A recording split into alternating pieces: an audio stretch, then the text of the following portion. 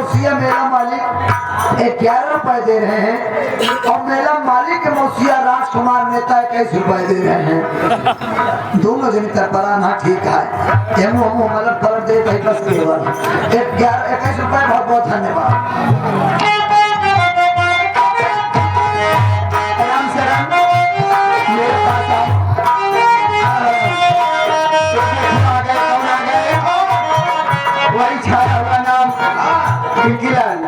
Pinky light and sound company ऐसा बोलो इलाहाबाद। मैं भी जी से शुक्रिया अदा कर रही हूँ जो साउंड बजा रहे भैया, बहुत बढ़िया है, बहुत अच्छा है।